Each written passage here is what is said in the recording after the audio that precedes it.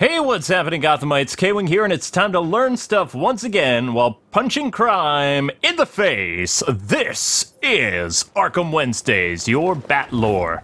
Now, today's topic is, why did Robin quit? Nah, not good enough. Why did Batman fire Robin? There we go, that's much better. So originally I had a different topic in mind, but things were working out. So you guys can thank fellow 01 fan Joshua for bringing something to my attention that really piqued my interest and curiosity. Now it's gotten my bat brain firing on all cylinders. So for today's video, we're going to be talking about Robin's different, we'll say, employment options from the 70s, 80s, and of course, Chuck Dixon's take. Who is the genius of the Nightwing and Robin books? Maybe a little New 52 for good measure if I feel like it, or we have some time, but not really going to talk about the Schumacher films, mainly Batman Forever and Robin, because they're terrible. Of course, we will be spending a lot of time on Batman the Animated Series, but that's a given because there's so many similarities between the 70s and 80s Robin to, of course, BTAS. But before we get to that, just a little shameless plug. At the end of this week, we will be releasing our Batman Begins audio track for just $3 on Patreon, which unlocks all our other movie commentaries we did for Batman, Mask of the Phantasm, and Teenage Mutant Ninja Turtles. If you like that kind of perk thing, then please support my Patreon, links in the description. Alright, now with that said and done, let's dive into this awesome topic. Dick Grayson, the first Robin, has had his fair share of daddy issues with Bat Dad, going all the way back to the 1970s. Now, a lot of you are probably wondering, well, didn't Robin just kind of grow out of the role and decide to be his own man and became Nightwing that way? Yes and no. There were a lot of different reasons why Robin became Nightwing, and we're going to talk about a lot of those, so save a lot of your questions to the end, but feel free to, light up the comment section with all kinds of your questions because I do answer them. So first and foremost, in the 70s, Robin lied about going to college, more or less. Yeah, even though we see Dickie leave for school, making Alfred and Bruce cry tears of joy, being so proud of their son for going off to Hudson University, which was a college back in the DC universe. I don't know if it still is or not. But anyway, he only attended for about 6 months before bailing to lead the Titans, which was canon, and actually might still be canon, not sure. But to be frank, he did a bunch of cool stuff at the college, and it's kind of how we almost got the solo Robin books, though he was teamed with another DC hero, mainly Batgirl and some other people. So anyway, he also kissed Batgirl, which started the whole Babs and Dick ship, setting sail on that, starting way back in the 1970s. He also discovered that his college was full of bad guys and kind of like a hive place or a bad guy villainy school, but, what schools aren't evil, am I right or am I right? He was also kidnapped by Ra's al Ghul. Yep, you saw this in the 2-part episode in Batman the Animated Series. That was the 70s Robin. It's also pretty faithful to the book, Tales of the Demon. Little echo there for good measure. Also, this was the Grayson that was occasionally the sidekick role on the weekends for Batman, which is another Bronze Age trait that was later adapted for Bruce Timm and Paul Dini when they used it in the animated series. Because, as I've said before, both Bruce and Paul and other people working on the animated series grew up with a lot of the detective stories from the 1970s, so Neil Adams' run, Danny O'Neill, stuff like that. Basically, if you really think about it, the Robin that you guys all love from the animated series, his personality, angst, heroism, charm, leadership, etc., it's all thanks to the 70s pre-crisis Robin. I just blew your mind. Though animated Robin, there are some key differences. Of course, he graduated college with highest honors, had a very serious long-term girlfriend with Barbara Gordon, but of course, comics Dick Grayson dropped out and led the Titans. So there's the differences right there. For a while, Batman and Robin were a team, on again, off again on the weekends or whenever, a writer wanted to use Robin, but let's just address the elephant in the room. The reason why a lot of writers and artists did not want to use Robin in the books is because it felt kind of weird. See, Robin was a character that started out when he was a kid, but the time the 70s rolled around, Grayson was more like a man wonder than boy. So it would feel kind of awkward writing Robin as a grown man with very hairy legs jumping off rooftops. It was not something that writers really wanted to dive into. So Robin was not used for a lot of stories because he just felt so uncomfortable and out of place. What I find amazing is why didn't the writers take this time to give the boy wonder some pants? It wasn't until the 90s that he got some pants. Batman and Robin eventually had a falling out, mostly because Dad was pretty angry that his son returned from school without college and left and came home. Kind of like me and my dad for a while back in the day. Another awkward thing that a lot of people don't seem to talk about because we just don't want to acknowledge it happened is Robin and Talia al Ghul kind of hooked up for a little bit. Which, I mean, they spent some time together when they were kidnapped, but she was with his bat dad, which is gross. So yeah, no one really brings that up anymore. Also, just because I don't know, the writers were trying to make Dick Grayson look cool by making him a womanizer. He also had a thing with Catwoman in the late 70s, early 80s. So yeah, they did have a couple cool stories together with him and Catwoman, like a really interesting adventure in Shanghai, which I really don't want to talk about because the idea of them together is just like, you were with my dad. Oh. So anyway, the Shanghai thing, they were trying to rescue some guy named King Faraday, who's this big shot that was kidnapped by the Demon, Ra's al Ghul, which played a big role in the Batman books 70s and 80s, because he was, you know, just introduced, and he was a cool villain, you know, like Greenpeace bad guy, except more evil, although that's debatable. Eventually, Robin and Catwoman do get caught, and Batman has to save the day because it was his book. We didn't really have a Robin solo book until the very late 80s with Tim Drake. Speaking of the 80s, though, after Batman and Adult Man Wonder started working together again for Robin's last tenure, thank God, the Wayne family decides to move back to stately Wayne Manor from where they were staying in Gotham inside of the Wayne Foundation building. Dick then attends Gotham University because Bruce pulls some strings and gets his boy in. Everyone is happy, and Robin even gets a new girlfriend in college. Even though he's thinking about Batgirl most of the time. It's the red hair, people. It's, I don't know, Mary Jane, Babs, I mean, red hair. Well, anyway, he gets suspicious of his girlfriend when she doesn't cast a reflection in the mirror. I know, Shadow, that's kind of weird. See, this is why Dick is not a master crime fighter, because he was dating a vampire. So she bites him, which turns him into a vampire. And then he, of course, attacks Batman and Alfred, except Batman then becomes a creature of the night. Eventually, somehow they both get cured. I don't know, Van Helsing style. To be honest, I didn't read the rest of the book because I was just like, this is really dumb. I skipped to the end. They're back to normal. Like, oh, I can't believe I dated a vampire, Batman. I know, you really know how to pick those women, Dick. Right. That was like the last real, quote, Robin arc from the 70s, 80s run. Robin then works with bats to stop a newcomer called Rupert Thorne. you recognize that name, don't you? And he finally defeats Ra's al Ghul. DC was struggling for ideas, but the Teen Titans books were selling really well. Same with the Uncanny X-Men. Superman and Batman, not so much. So, just to make things even more ridiculous, while on break with the Titans for a little bit, Dick decides to join the circus again and tries to protect an acrobat family called the Todds. And stop me if you've heard this one before. He, of course, fails, and Jason becomes an orphan. Jason?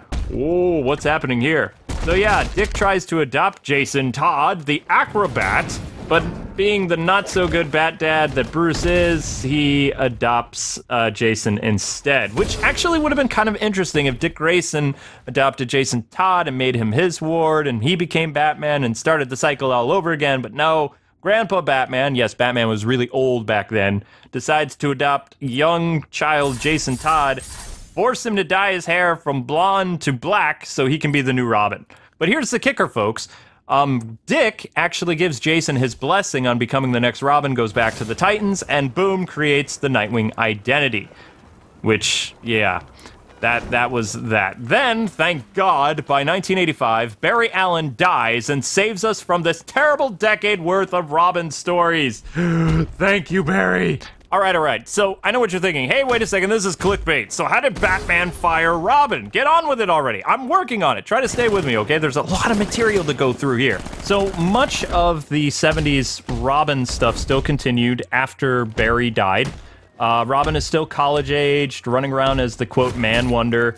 and he's working one last case with Batman, and, well, some crazy stuff happened. Basically, he gets shot by the Joker and somehow lives, but Batman is so super protective / jerky of Robin. He goes to his hospital bed, and he's thinking he's there to cheer up his chum, right? And he's like, you know what?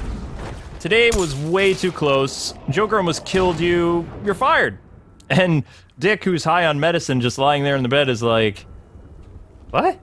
And that was it. He just fires Robin, and the guy is recuperating in the hospital. So Dick is so upset and livid that he leaves Gotham and goes back to the Titans, but he takes the Robin identity with him, which is weird. So technically Batman did fire Robin, but Dick kept using the identity until the new kid came around, some punk named Jason Todd, who, of course, you know the story, lifted the tires off the Batmobile and eventually became the new Robin. And Dick then created the Nightwing identity and kept leading the new Teen Titans. He and Batman also had some pretty bad blood between them, and this was later retconned in the 90s / 0 Hour. Also, it felt weird having the Joker be the one responsible for nearly killing Grayson, and then, he blew up Jason Todd and crippled Batgirl, so DC used another Batman rogue to shape Robin 1's fate and give him a little bit more clout, so to speak. Just who was that villain? Two-Face, aka Harvey Dent, aka Scary Face. Clearly orchestrated in Robin Year One, which was handled brilliantly by, you guessed it, Chuck Dixon. We get to see why Harvey despises Robin so much. All of them. In fact, he really believes, until one of them has blonde hair and a skirt, that all the Robins are the same. Like, somehow they have this magic ability not to age or something, which is weird because at one point, he sees Robin as, a young adult, then meets Jason Todd, who's like 12, and then Tim Drake, who's like 13. It's like, I don't know, maybe Harvey just doesn't pay enough attention to the kids. I don't know, but DC was trying to make Two-Face out to be Dick's arch nemesis, starting in Robin Year One, which is a great, great, great book. Anyway, in the book, Harvey captures Batman and Judge Watkins, but this was all a clever ploy to hurt Batman by killing his sidekick right in front of him and being like, "Ha! I'm like your most dangerous rogue ever, and we used to be friends. Take that, Batman," because my face is all ruined and stuff. So Harvey twists Dick's conscience and goats him into accidentally letting the judge die, which really rocks Dick's life because he screwed up. And then Two-Face starts like beating him nearly to death in front of Batman. So not only did Robin fail to save an innocent person, at least I think Judge Watkins was innocent, but also he had his butt kicked in front of Batman. So you got two psychological trauma things that happened in one day for Dick Grayson. That is good writing, people. Make a note of that. DC, make a note of that. So this really haunted and traumatized Dick Grayson all the way up until Battle for the Cowl, where he finally became Batman after the, quote, death of Bruce Wayne. Anyway, yeah, so yada yada, Two-Face nearly beats Robin to death in front of Batman, horrifying him, and then after he takes Grayson to see Leslie Tompkins, he fires Robin, who's like 9 or 10. Which is funny because early on in the issue, James Gordon, who's meeting Robin for the first time, he's like, wait a second.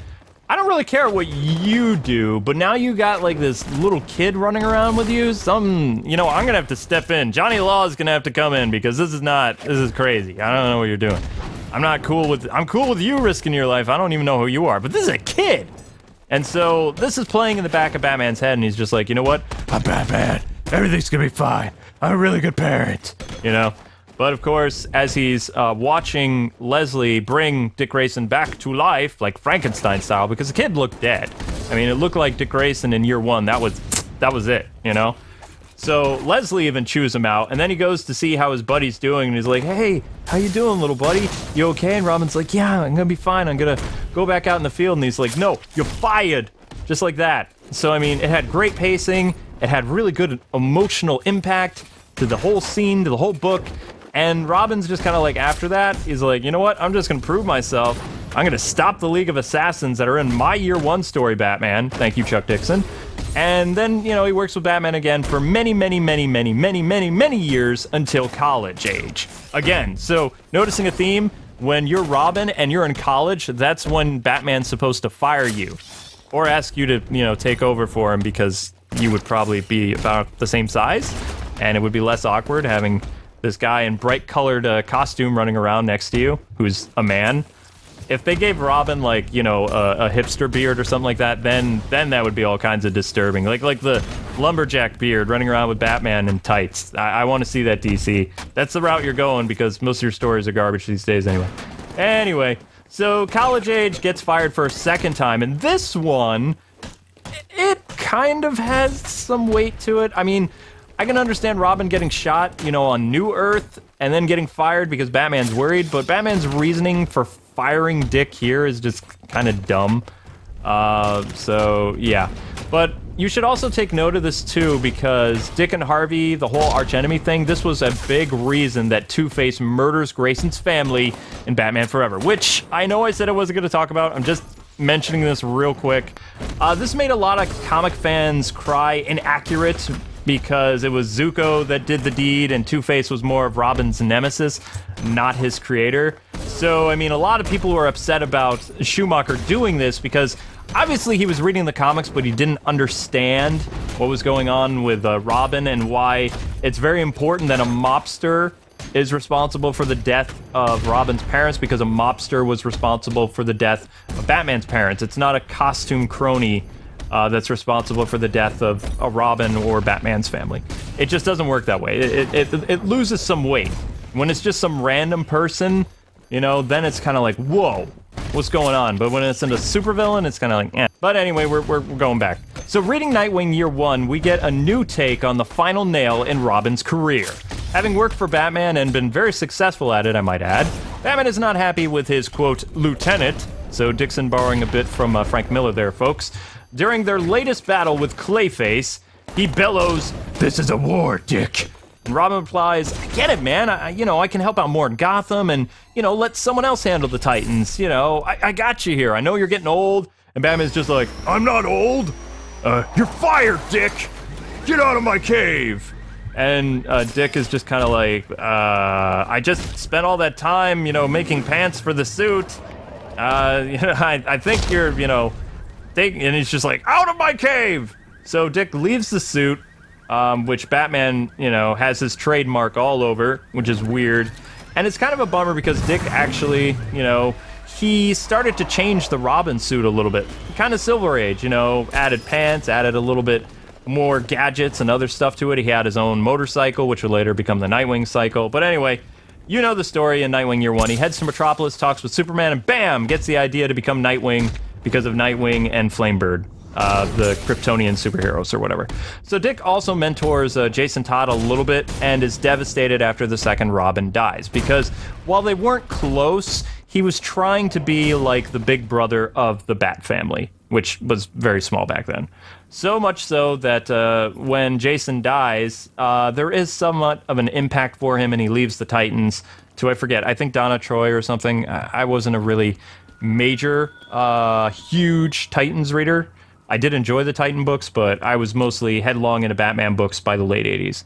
So originally, you should take note too that Dick is actually against Tim becoming the third Robin, but later he takes on the big brother role even more so and becomes Tim's trainer. Well, one of them, because Tim was trained by Lady Shiva, Batman, Nightwing, Alfred, Wildcat, and Henry Ducard, all kinds of people, even ninjas. So, I mean, he's like the best Robin ever, if you think about it. Which, yeah, I'm biased, but it's true. Pre-52, Tim Drake was the best Robin ever. Not so much anymore. So now shying away from the comics and moving to the animated series, which a lot of you have been waiting for. This takes place not long after Batman's Sub-Zero movie with Mr. Freeze. Dick and Babs had been dating for about a year or two, getting really serious, and Robin wasn't sure what kind of life he wanted to have anymore. Heroics were great and everything, but he's not the tragic kid that Bruce is. He's had a great childhood. He has father figures in Alfred and Bruce. He had a good life, and he has a loving girlfriend now. So his life is, in comparison, miles better than Batman's at this point. So him considering not wanting to be a superhero anymore is actually pretty normal. So, you know, he doesn't always work with Batman anymore, as you saw in the animated series, because he's college age. So there you go, Bronze Age stuff. This leads up to his graduation from college, and he's just kind of like, I don't want to do this anymore. Batman is going a little bit crazy in their last caper, looking for the Joker, and he's literally hitting any lead he can find really, really hard. Eventually, this puts him into a headlong collision with a new member of the Joker's goons who's just a nobody. And Robin, which he regrets, tracks this guy back to his family's home. And Batman barges in and interrogates the poor, frightened man in front of his family and his 8-year-old son. The imagery in this scene is just incredible. Because, you know, Batman was 8, and Dick was 8, and this little boy is 8, and wow. So Dick is horrified and basically calls out Batman in front of this family, like, this is wrong, we're not doing this here, not in front of his family. And he's like, I'm leaving now, and he just takes off, and Batman's just like, whoa. But the thing is, he didn't realize that Bruce actually had a plan, but the seeds of doubt had begun to fester inside Robin's mind. The two have a falling out, and Dick goes to see Barbara and basically vents, because that's what guys do. I mean, I was talking to my wife about this a while ago. Guys, when you meet a special woman and you invite her into your messed up life, you're gonna notice over the years that you start to talk to her more than anybody else, and you confide in her, and it feels better to get things off your chest and tell her, because she's like your whole world. So Barbara is Dick's whole world. When he goes to talk to her, it makes him feel kind of better, but he alerts her to, you know, there's something very, very wrong going on in my life, and it's his fault, and I can't tell you why, because I'm not going to betray my father, because, you know, I care for him, but I really love you, and I'm just, like, so frustrated, I don't know what to do. So being the good girlfriend that she is, she drives, like, at 3 in the morning all the way to Wayne Manor, rings the doorbell, and is confronting Bruce, like, you know, what's going on with you guys? You know, what are you doing to my boyfriend? What is it that between you guys that's, you know, driving him crazy? And Bruce just, you know, talks to her, and he's like, you really care for him, don't you? He doesn't use the word love, because it's, you know, it's a cartoon. And she says, of course I do. And then he leads her into the Batcave and says, I'm not the only one with a secret Batgirl. And she's just like, rich man say, what? Joker causes a lot of problems, and, you know, he appears on the Bat computer, you know, that he's hijacked some airplanes or something. I don't know, it was some stupid caper where he was like, you know, saying the skies are unfriendly, and with his radar jamming thing, no airplane flying from Gotham to Metropolis or anywhere in Gotham's airspace can do anything. So he has this brilliant idea to do that. So Batman looks at Alfred and he's like, I'm gonna need backup for this. And Batgirl, thinking she's all cool, she's like, you've already got it. Grayson returns and asks Alfred, hey, what kind of errand did Bruce and Babs go on? Because the Batmobile's missing. So, yeah, you can see Robin is getting pretty ticked here, which is really great character development for him, because it's like, in the animated series, he wasn't just a sidekick anymore. Batman has rules, you're not allowed to break the rules. But Robin, since he's college age, he was definitely becoming his own man as Robin. That's why he was the coolest Robin in the animated series. He wasn't just a sidekick. He was kind of becoming his own hero, but he didn't know what to do. It was a very clear illustration of a bird leaving its nest. So not only did Batman know at this point that Barbara was Batgirl, who, by the way, both costume young people don't actually like each other's superhero identities. Grayson and Babs are always, like, teasing one another, not in a couple kind of way, because they didn't know that they were both moonlighting as superheroes, which is written excellently by Paul Dini, I might add. But Bats also puts Batgirl in danger, so right now Batman has 2 strikes against him. His girlfriend, he knew, and didn't tell him, was Batgirl, and 2, I think we're on 2, yeah, 2, he put her in danger, in harm's way, and he didn't tell him. So after defeating the Joker, Robin is more than fed up with the Dark Knight. He gets really upset when he finds out everything I just told you, knowing his girlfriend was Batgirl, putting her in danger, going over his head, enough's enough! And Batman's just like, I thought we had the same goals. And Dick's like, things change, I change, the game's over, Batman, I quit. And he delivers the best Falcon Punch of all time to Batman's face! That's how a superhero quits, ladies and gentlemen. He never put on that costume again, and you can just see the brilliance that is the animated series. Just describing this makes me want to go watch it again, and probably you guys too. So, yeah, you can see they're borrowing some elements from the comics, but then making them way better. Like, seriously better. How do you top this? You can't! Which brings us to Puke 52. Okay, so why did Robin quit or get fired in the New 52? It's not really that grand, to be honest. Some things are still hidden from the surface, even all the way here in DC Rebirth, thanks to Dan Dido's vast brilliance and knowledge of Batman, and also his disdain for Robins.